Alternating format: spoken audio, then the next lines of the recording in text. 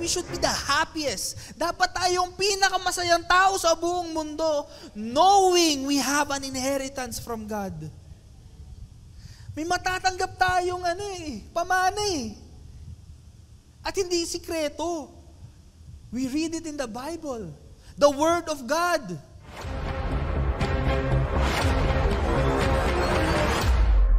Are we blessed today? Amen. We're highly favored of the Lord. Amen. So, today, let's talk about what we have in Jesus. Amen? Kung anong meron tayo kay Jesus. Now, we have Paul. Paul tells Philemon, nung sinulatan niya si Philemon in Philemon 1 verse 6, sabi niya dito, I pray that the faith you share with us may deepen your understanding of every blessing that belongs to you in Christ. Amen? Now, alam ko na ito ay sinulat kay Philemon. This was specifically written to Philemon. But again, this is divine literature.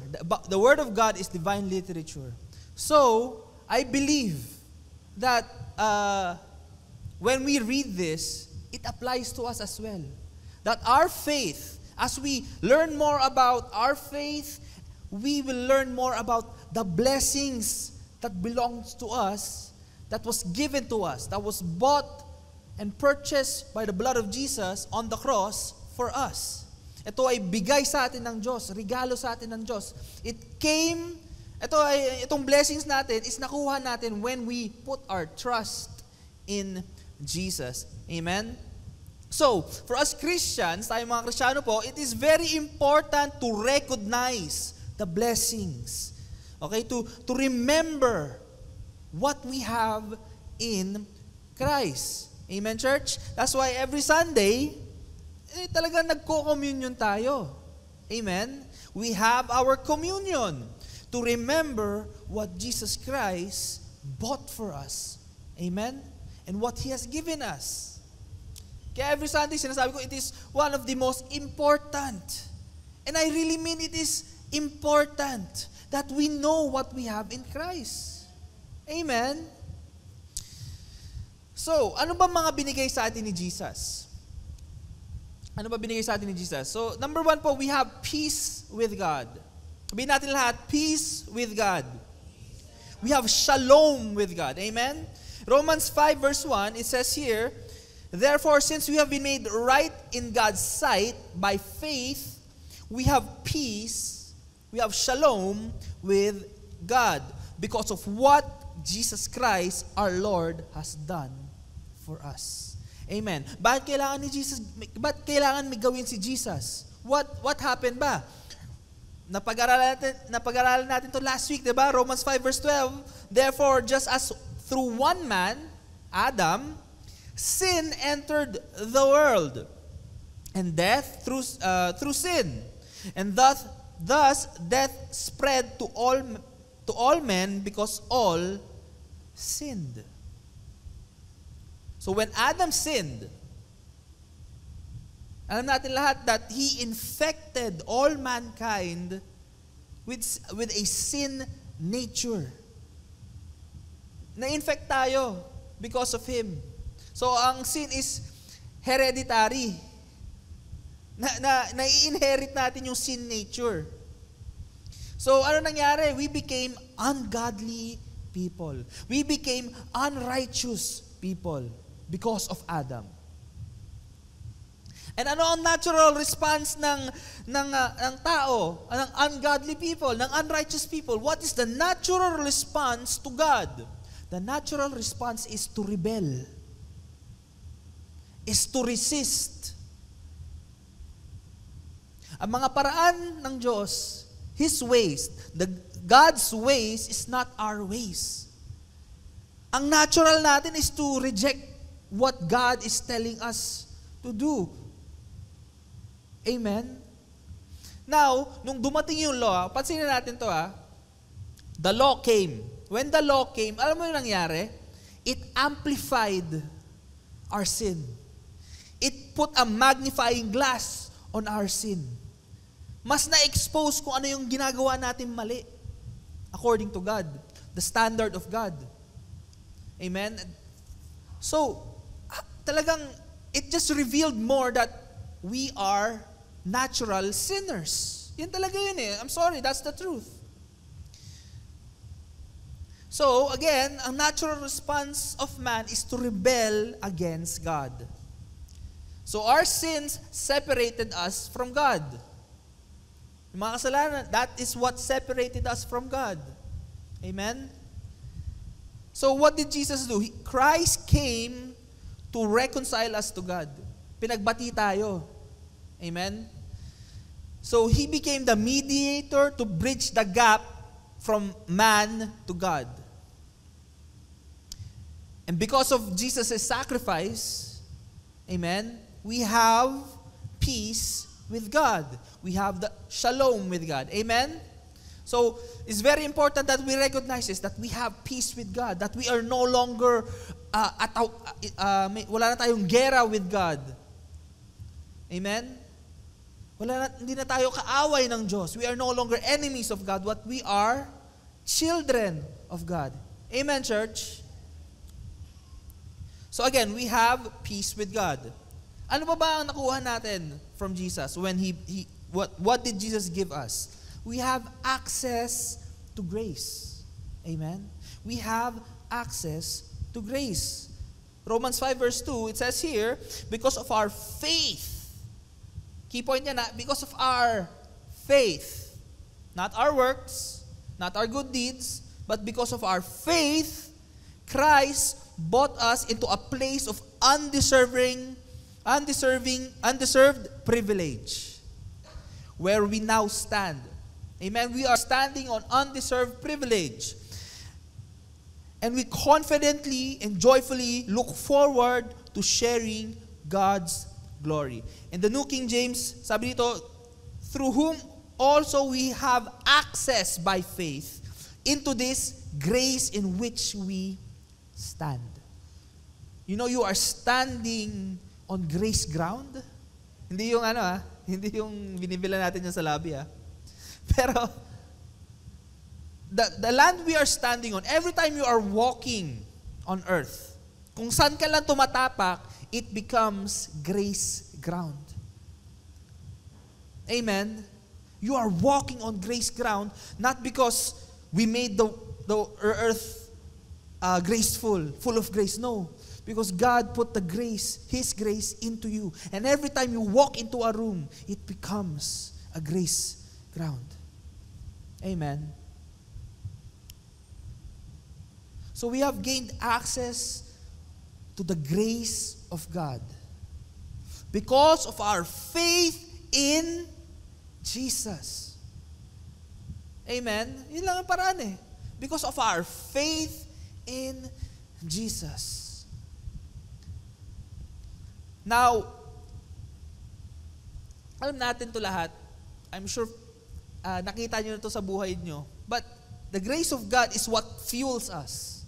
Ito yung nagbibigay lakas sa buhay natin. It is what powers us to live our lives on a daily basis. Alam nyo, hindi ko po ma-imagine ang buhay ko without the grace of God. I don't know how unbelievers do it. Sa totoo lang. Hindi ko alam kung anong pinaghuhugutan nila. Pero ako, personally, hindi ko alam kung anong gagawin ko without the grace of God in my life. I don't know what to do. Kung alam mo yun, yung pinaalam mo na sa akin na may ganitong paraan sa buhay mo, may ganitong way of life, tapos ilalabas mo ako, I don't know what to do. Knowing that I have this knowledge that there is grace for my life. There is God's grace for my life. So again, this is what powers our lives on a daily basis.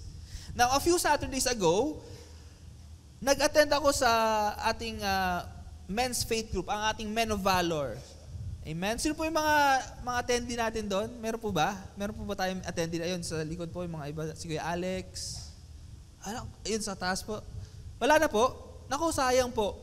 Sobrang nakaka-bless po. So ako po, sa mga kalalakihan po, sali po tayo sa ating Men of Valor sa susunod. Kasi po, it's really nakaka-bless po siya. Alam mo, first time ko po sumali nun eh.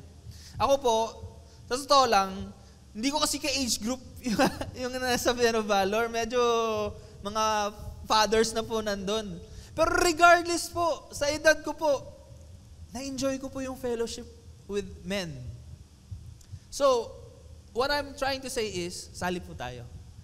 It's a blessing to hear the testimony, to just fellowship with them. Tapos may kainan. It's something different talaga when the body gathers.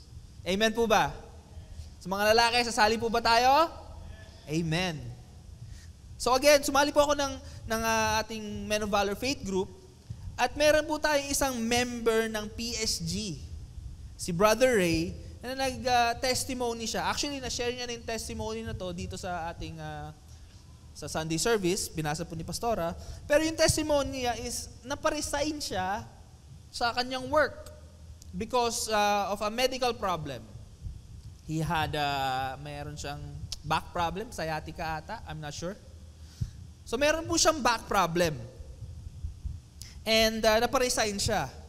So for many months, sobrang dami pong months is wala siyang trabaho.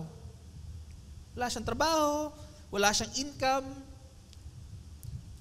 So, alam naman natin, di porkit wala akong trabaho, is titigil ang bills. Kailangan may binabayaran pa rin siya. He had bills to pay, he had a family to feed.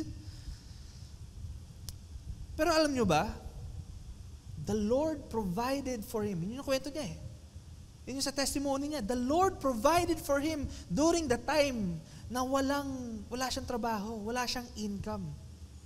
Binabayaran niya yung pagamot niya sa kanyang likod, yung mga pa-medical.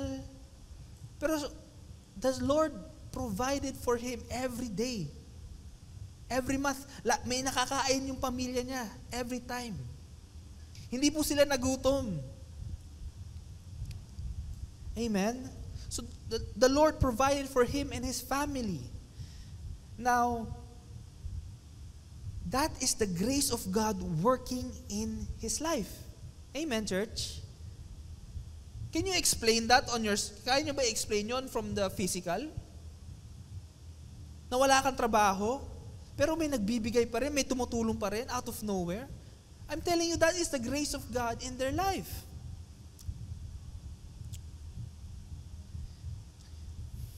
So, alam natin na even though na may pinagdadaanan si Brother Ray nung time na yun, meron siyang back problem, wala siyang trabaho,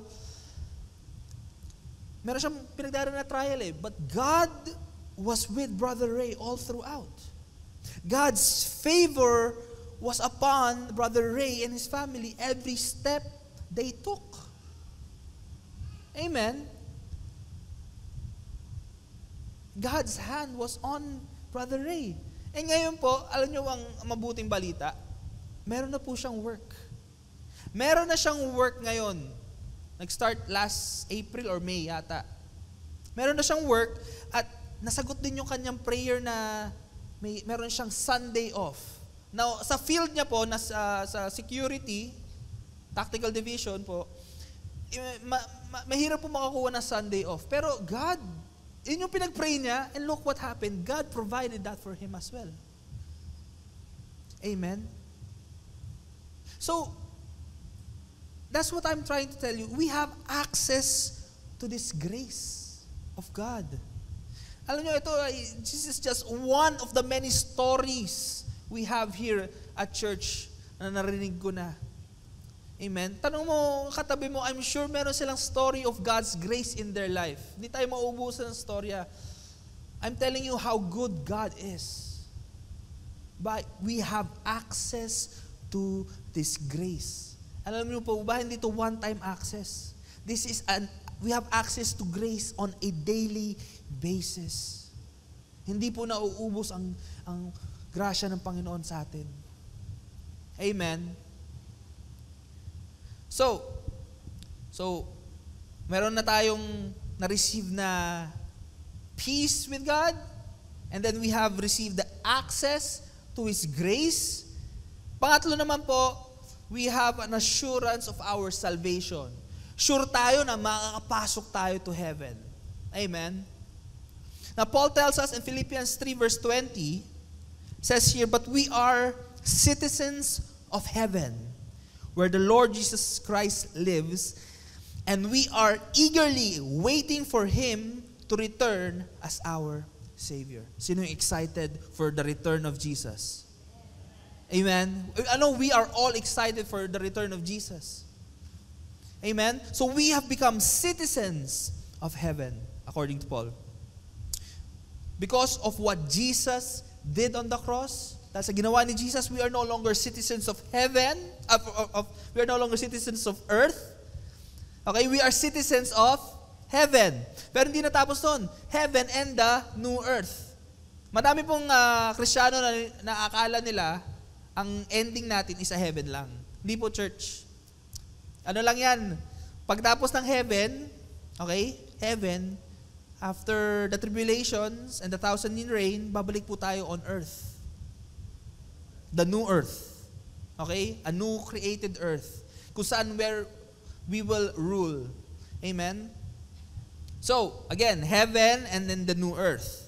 Pero hindi lang tayo citizens. Hindi lang tayo, parang ano ngayon, citizen ng Pilipinas, kung anong bansa ka man galing. You're not just a citizen, kasi we read in Revelations 1 verse 6, it says here, "He has made us a kingdom of priests for God His Father, all glory and power to Him forever and ever. Amen." So ginawa tayong kings and priests. We will have dominion over the new earth. Ano ba ibig sabihin ng dominion? Alam mo, sa totoo lang ako po, pagkakaintindi ko ng dominion is, akala ko yung parang magiging boss ka. Parang may dictatorship, parang, ito, gawin mo yan, ito, gawin mo yan. Ikaw, akala ko gano'n ang dominion. But, what it really means pala is to have stewardship, to steward the land. Ano ibig sabihin nun? Meaning, you take care of it, you nurture it, you protect it. So yun po ang magiging trabaho natin when we, in the new earth, we are going to steward the land, we are going to steward the new earth. We are, kumbaga para tayo maging administrating body ng new earth. Amen? So yan po. We are kings and priests in the new earth. So, ano ulit yung number 1 natin? We have peace with God. We have shalom with God. Number 2, we have access to grace. And number 3, meron tayong assurance of our salvation. Amen? Number 4, and dito tayo magtatagal na konti kasi medyo malawak talaga to. Number 4, we are co-heirs of God's inheritance. Amen? We are co-heirs of God's inheritance. Sabihin mo sa katabi mo, tagapagmana ako. Amen? Romans 5 verse 16, sabi dito, "For His Spirit joins with our spirit to affirm that we are God's children. And since we are His children, we are His heirs. In fact, together with Christ, we are heirs of God's glory. But if we are to share His glory, we must also share His suffering." So, sabi dito sa verse na binasa natin, we are co-heirs with Christ. Amen? We share an inheritance with Jesus because of Jesus. The reason you have an inheritance with Jesus is because of Jesus. Amen? Hindi dahil may ginawa ka. Again, you have an inheritance with Jesus because of Jesus. And this is very important. Amen? Now, I want to give an example para sa atin lahat. Ito, isipin natin lahat to ha. Kunwari meron kang tito na iniwanan ka ng 50 million pesos sa kanyang will. Lahat tayo, imagine natin yung saglit. Lahat tayo, individually, lahat tayo may 50 million pesos, meron kang tito somewhere na iniwanan ka ng 50 million pesos sa kanyang will. Na-imagine nyo na? Okay, good. Pero makukuha nyo pa at the end of the year. The end of 2025. Siguro yung iba sa inyo, nagpaplano na kung anong bahay bibili nyo. Naku, sa Ayala, Alabang ako bibili. Sa Forbes. Sa Makati, Dasmariñas Village. Dasma Village. Di ba? Sa Tagaytay. Gagawa ako ng cafe sa Tagaytay. Bibili ako ng Ferrari. Ewan ko, kayo bahala. So, meron na kayong idea, right? Mababayaran nyo na yung bills nyo, yung mga utang nyo, yung dream vacation nyo, pumuntang Japan, Europe World Tour. Bahala kayo, pera nyo yun eh, di ba? So, it's safe to say na excited kayo, right? Amen? Excited kayo at masaya kayo. Amen po ba? Amen? So it has an effect on us knowing na may ganito tayong makukuha, 50 million. 50 million, walang tax yun. 50 million, rekta sa bank account ko. Meron kang nakukuha inheritance sa tito mong ganun. So it has an effect on us knowing that we have this. Now, the Bible tells us we have an inheritance waiting for us. We have an inheritance waiting for us, the Bible tells us. Pero bakit may mga ibang Kristiyano, not saying all, there are some Christian people live as if there is no joy in their life. Bakit may mga ganun na Kristiyano? Knowing that they have an inheritance. Kasi alam nyo, tayo mga Kristiyano, as Christians, we should be the happiest. Dapat tayong pinakamasayang tao sa buong mundo, knowing we have an inheritance from God. May matatanggap tayong pamana eh.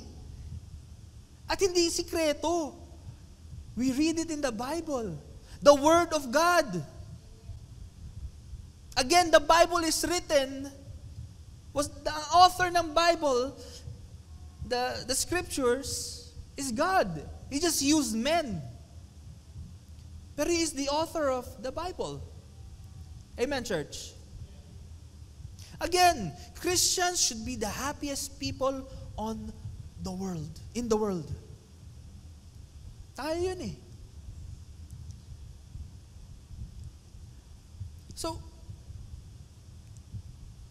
alam mo yun, mapapaisip ko na lang talaga sa iba eh, kung iniisip ba talaga nila that they have this inheritance? Iniisip ba talaga nila may makukuha kang ganon from God? May inheritance ka makukuha from God? Or do they even really believe that they have an inheritance from God? Do they even believe that they have an inheritance from God? You know, brothers and sisters, it's really important for us Christians, it's really important na alam natin ang sinabi ng Bible. We know what the Word of God tells us, and that we trust in it. We put our faith in what the Word of God says about you, about your inheritance, about your state, about your healing, your security. Amen? We have to believe in what the Bible tells us. Kasi if we don't, kung may doubt man tayo, alam niyo ang mangyayari? The enemy will use it against us. The enemy will play with our minds. Ano sinabi ni Satanas kay Eve, ng serpent kay Eve? Did God really say? Did God really say you have an inheritance? Did God really say that you were chosen before the foundation of the world? Did God really say. Yan yung sasabihin sa atin eh. Sinabi ba talaga? Did God really say? Church, we need to start recognizing what we have in Christ. Kailangan makita natin that we need to see it. We have to know it. And we have to recognize it. Okay? We have to start recognizing what we have in Christ and to start living our lives from that understanding. Amen?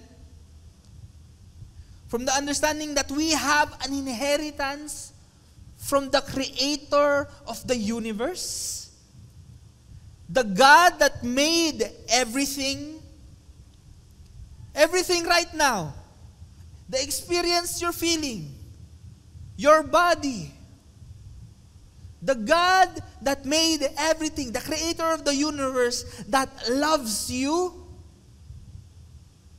You have an inheritance from the God that loves you.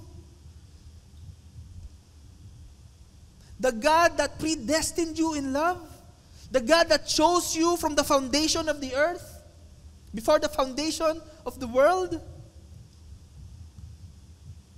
The God that sent His Son to die on your behalf while you were still sinners. As payment for your sins. The God that created everything has an inheritance for you. Let that sink in for a moment. Isipin muna natin yung saglit. That the God that created everything has something special just for you.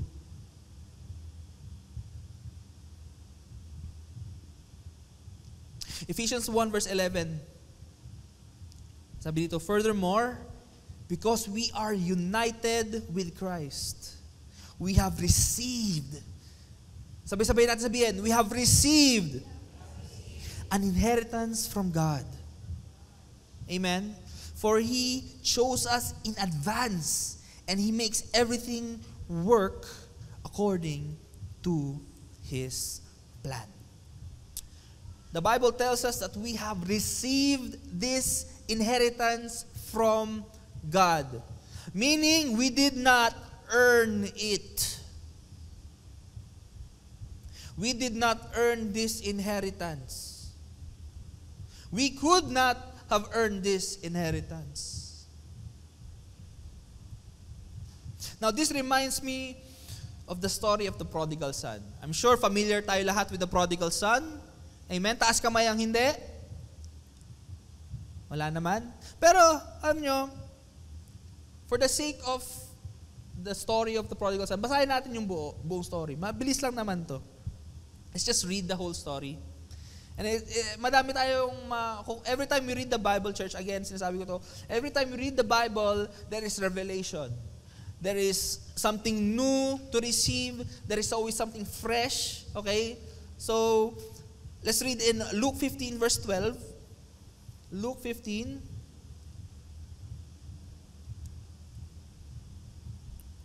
Now it says here, the younger son told his father, I want my share of your estate now before you die.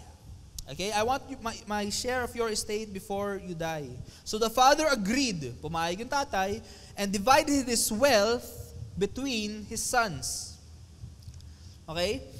A few days later, the younger son packed all his belongings and moved to a distant land. And there he wasted all his money in wild living. About the time his money ran out, a great famine swept over the land and he began to starve. He persuaded the local farmer to hire him. And the man sent him into his fields to feed the pigs. The young man became so hungry that even the pods he was feeding the pigs looked good to him. But no one gave him anything. So, stop na tayo doon. The first part, hiningi niya na yung mana niya sa papa niya.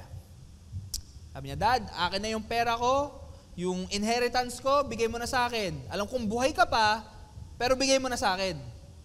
Ngayon, I'm sure, sa mga tatay dyan, kung sinabi ng anak nyo yan sa inyo, may mababastos kayo. Hindi nakakatuwa yun. Buhay ka pa, pinatay ka na. Kasi yun yung ginawa niya eh. Alam kong buhay ka pa, pero bigay mo sa akin yung mana ko. That's what he did. Binastos niya yung tatay niya eh. And after that, kung saan niya ginamit yung pera niya. Nagiinom siya, nag-party-party siya. Now, naubos yung pera niya, at ngayon, siya ay nagpapakain ng baboy. Nagtatrabaho siya to feed the pigs. Alam niyo po, ang mga Jewish people, ayaw nila sa baboy. Sa tingin nila, ang equivalent ng baboy is parang sa atin is daga. So pag nakakita sila baboy, parang sa kanila daga yan. Madumi yan. Hindi sila kumakain ng baboy, mga Hudyo. They don't eat. So for him, a Jewish man, to feed pigs, talagang alam mong lowest of lowest na siya. Sa sarili niya, sa tingin niya, talagang baba ako na sobra. To the point na nagutom na siya sobra-sobra dahil wala na siya makain, walang may paki sa kanya, na gusto niya na kainin yung pinapakain sa baboy. Okay? So, let's continue our story. So, ganun na kalala yung situation niya. Binastos niya yung tatay niya. Kumbaga sa sarili niya, pinatay niya na yung tatay niya kasi kinuha niya na yung mana. Inubos niya yung pera niya sa kung saan man.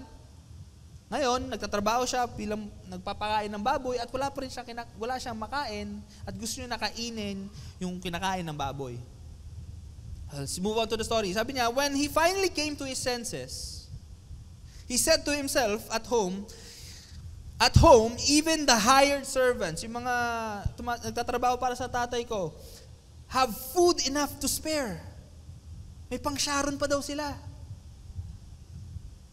And here I am dying of hunger. I will go home to my father and say, Father, ito, rehearse speech niya to Nire-rehearse niya ngayon. Sabi niya, I will say to my father, I have sinned against both heaven and you. I am no longer worthy of being called your son. Please take me as a hired servant. Yun yung speech niya sa tatay niya. Alam mo, hindi ako hindi na ako worthy to be his son eh. Dapat may sasabihin ako para tanggapin ulit ako. So, ito yung rehearsed speech niya. Malay ko kung ilang beses niya pinractice to. Amen? So, ito yung gusto niya sabihin sa papa niya. In verse 20, so he returned home to his father. And while he was still long away, his father saw him coming, and he ran to him and filled him with love and compassion. He ran to his son, embraced him, kissed him. Amen? So malayo pa lang, nakikita na ng tatay niya. Filled with love and compassion para sa kanyang anak na namimiss niya. Tumakbo siya. Niyakap niya. Kinis niya. Alam nyo, I don't think he had time to shower. Sa tingin ko, hindi pa siya naliligo nitong time na to eh. Dumiretso siya eh. So ano ibig sabihin nun? Yung amoy baboy siya. Siguro mukha rin siyang baboy. Kadiri siya siguro. Gusto niya nga kainin yung pakain sa baboy eh. Pero the father did not care. Yung ginawa ng tatay niya, iniyakap siya and hinalikan siya. So yun na. Tapos ito na yung speech niya, pinractice niya itong speech. Sabi niya, Father, I have sinned against both heaven and you. I am no longer worthy of being called your son. But his father said to his servant, Quick, bring the finest robe into the house and put it on him. Get him a ring for his finger and sandals for his feet, and kill the fattened calf. We have killed the calf we have been fattening.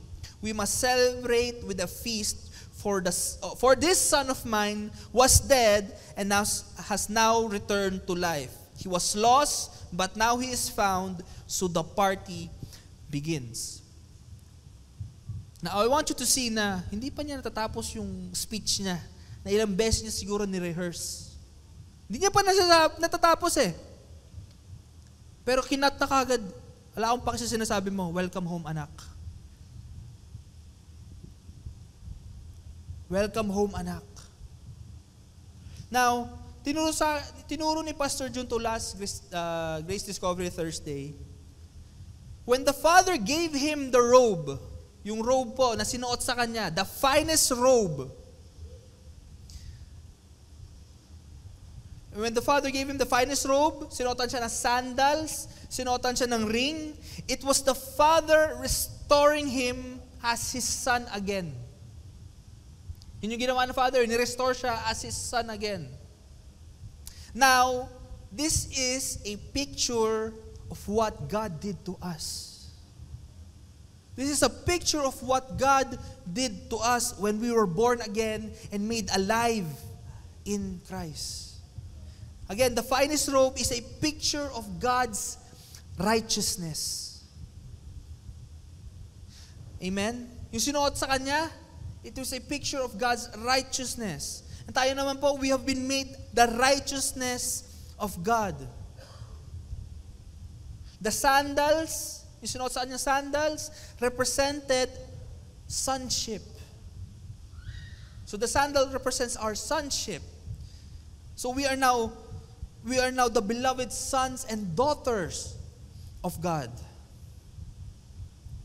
And we belong to His family. Amen? Now, yung ring naman po, yung ring na sinuot sa kanya is a signet ring. Now, a signet ring represents the authority of the Father. So it's also it's authority of the Father. Kasi po, in that time, yung time nila, parang credit card, yung signet ring, gaganon nila yan may tatak yun, may emblem yun. So, kunyari, pupunta sila sa tindahan or kung saan man, yung signet ring, sige, bibili ako 100 na, damit. Tapos sasabihin nila, yan, ito. So, ayan, kumbaga, babayaran ng papa ko yan. So, credit card siya. It's a picture of the authority of the Father, and it's a picture of His provision. So everything that belongs to the Father belongs to Him. Amen? And alam niyo po, when we accepted Jesus and we became His sons and daughters, we became the sons and daughters of the Father God, we have this provision from God. Kaya sinasabi natin sa Bible, sinabi ng Bible that you have been made rich in Christ. You have provision from the Father God, unlimited provision. You have the authority. Alam mo, when you lay hands on people, you have the authority to pray for them, to pray for healing in their life. Kaya wag po tayong matatakot mag-pray para sa tao. To pray for blessings in their life, to pray for their protection as they travel. You have been given the authority. Amen? You have the authority.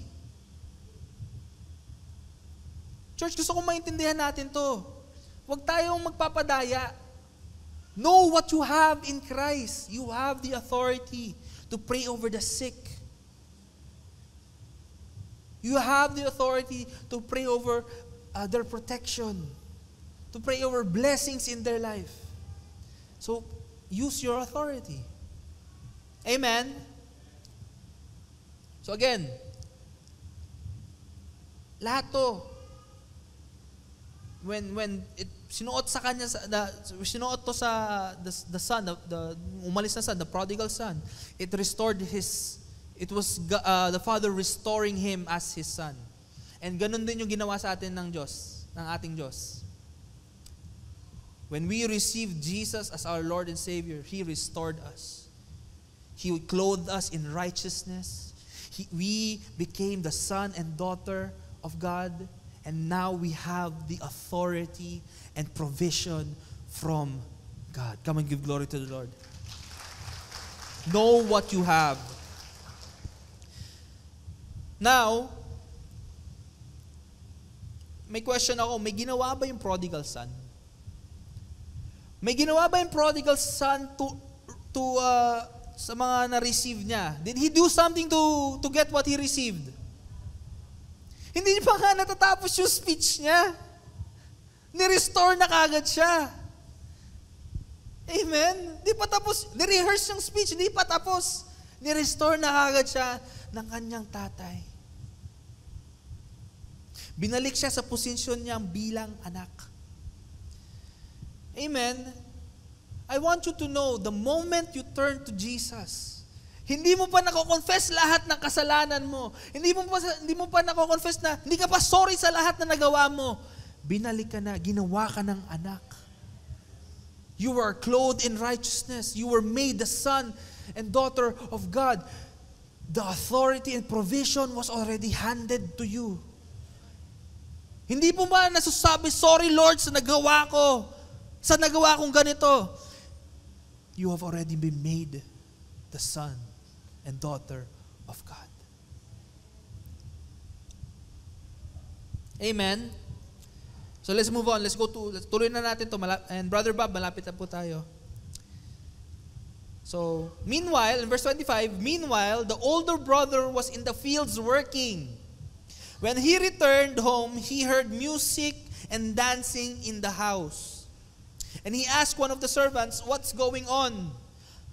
Your brother is back, he was told, and your father has killed the fattened calf.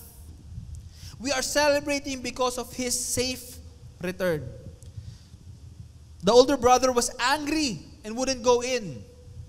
His father came out and begged him, but he replied, all these years I've slaved for you and never once refused to do a single thing you told me to. And in all that time, you never gave me even one young goat for a feast with my friends. Yet when this son of yours comes back after squandering your money on prostitutes, paano niya kaya nalaman yun? Wala pa naman sigurong Facebook nung time na yun, di ba? Di ba? Paano niya nalaman na inubos siya sa prostitutes yung pera? Chismoso rin to eh. When he squandered your money on prostitutes, you celebrated by killing the fattened calf. Ito yung sagot na taray niya. His father said to him, look, dear son, you have always stayed by me, and everything I have is yours. We had to celebrate this day, for your brother was dead and has come back to life. He was lost, but now he is found. Amen. Now, church, I want you to notice this. Pansinin natin to. Yung older brother, siya mismo, he is not aware of what he has. Di siya aware. Everything the father owns was also his. Kanya rin. Kanya rin yung lupa ng tatay niya. Yung young goat na gusto niya, kanya rin yun.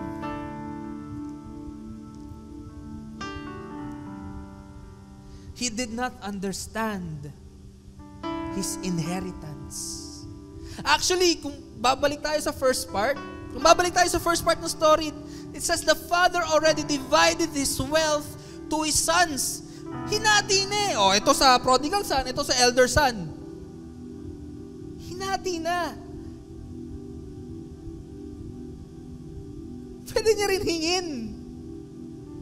It was there waiting for him. Amen. So, ibig sabihin, meron na rin siyang natanggap. But he did not recognize this. he did not understand this. He did not understand what he had in his Father. Amen? Hindi niya naintindihan eh. So again, church, ito yung lesson para sa atin. Start recognizing what we have in Christ. Pansinin natin. Make an effort to notice it. Kasi alam mo yung mga blessings na nakukuha natin, pagtagal, hindi na natin napapansin yan eh. Napapabayaan na natin eh. I want you to open your eyes again and start recognizing what God has blessed you with. Amen? Ito, example po. Yung katabi mo, that is your brother or your sister in Christ. Start recognizing them. That is a blessing from God to you. Yung pamilya mo is a blessing to God to you. Yung trabaho mo, alam ko nakaka-stress, nakakapagod, gusto mo na mag-quit, but that is God's blessing for you. I want you, church, to start recognizing what you have. Especially yung mga kapatiran natin. Kasi our time here on earth is limited. Amen. Start recognizing what you have in Christ. At wag na wag tayo magpapadaya sa kalaban. Amen, church? Wag tayo magpapadaya sa kalaban. Again, we are the sons and daughters of God. We are co-heirs with Christ. Zach, paano ako makakasigurado na tagapagmana ako? Paano ko malalaman kung sure na may mamamana ako sa Diyos? Ephesians 1 verse 14 says here, the Spirit, the Holy Spirit is God's guarantee that He will give us the inheritance He promised and that He has purchased us to be His own people. He did this so we would praise and glorify Him. So if you have received the Holy Spirit, then you are an inheritor of God. Zach, paano ko malalaman kung nasa akin na ba ang Holy Spirit? How do I know? Well, there is one test na sure ako. When you are no longer comfortable in your sin. Yan yung test eh. When you are no longer comfortable in your sin. Church, you know, the Spirit of God is in you. Alam mo, nasa iyo na, kung di ka na komportable when you are in sin. Hindi ko sinasabi na hindi ka magsisin, ha? Hindi ko sinasabi yan na hindi ka na magsisin. Hanggat buhay ka, I'm sorry to tell you, to break the bad news. Magkakasala at magkakasala ka, I'm sorry. Ito yan ang totoo. Magkakamali ka, you will make mistakes. But, hindi na siya masaya. Yes, may sarap sa sin eh. Pero hindi na siya masaya. Hindi ka na komportable. You will feel the guilt and the shame rising from you. Kung saan dati, baliwala lang sa'yo. But ngayon, may ganun ang feeling. Kasi alam mo na hindi na tama. You know in yourself, alam mo sa sarili mo, hindi na tama itong ginagawa ko. Mali na itong pinasok ko. And I'm telling you, that is the Holy Spirit in you. Telling you, Zach, mali yung nagawa mo. Romel, mali yung nagawa mo. Dudes, mali yung nagawa mo. Alis ka na dyan. Mike, mali yan. That's the Holy Spirit talking to us. Amen. That's why the Bible tells us that He will keep us from stumbling. And church, listen to the Spirit. Yan ang teacher natin eh. We don't need the law to tell us what to do. We have the Spirit coaching us, guiding us.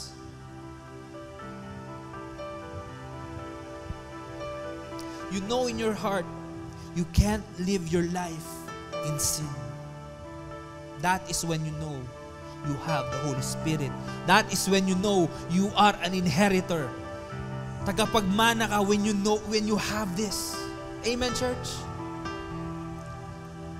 Kaya, alam nyo, pag pumunta po kayo dito sa church at nakikinig kayo sa turo ni Pastora o pag ako po nagtuturo, mapapansin nyo para kaming sarang plaka. Kasi paulit-ulit kami, we are constantly reminding you of what you have in Christ Jesus. That you are seated with Christ. That you have been blessed with every spiritual blessing in the heavenly places. That you are loved by God. That you have been forgiven. That you have an assurance of your salvation. Lahat yan, paulit-ulit namin sasabihin sa inyo. Because of this. Ito lang naman yung guide namin kung bakit namin paulit-ulit sinasabi ito sa iyo. Faith comes by the hearing and hearing of the Word of God. So I'm sorry kung paulit-ulit ako. I'm sorry kung ano ba naman yan? Yan na naman yung tinuturo. I'm sorry, you need to hear it. Let us be learners, forever students of the Word of God. There is always something new when we study the Word of God. When we listen to the Word of God, there is always something new. Sabihin natin, it's not for you. Pero alam beses mo na narinig, ituro mo sa iba. Ituro mo sa kapatid mo. Ituro mo sa kaibigan mo. Memorize mo na yan eh. You know this by heart. Kung matagal ka na dito sa church. Share God's grace to everyone. Church, did we receive something today?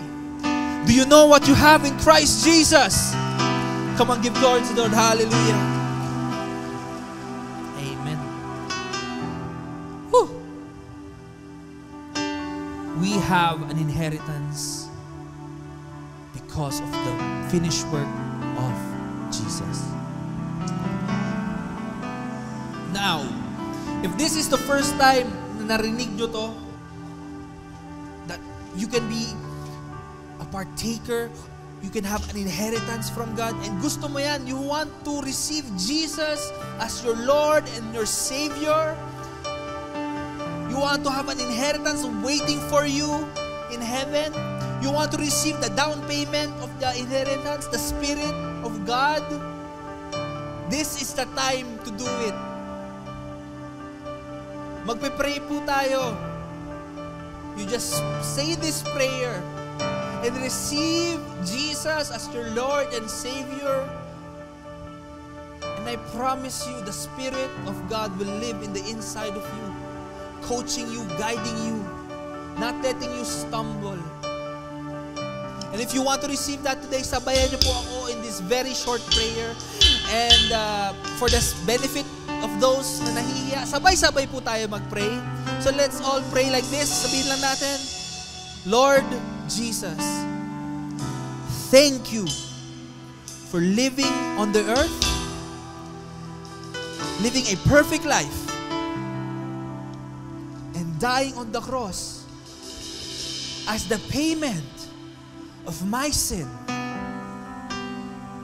I believe that 3 days after, you rose again as the holy receipt of that payment.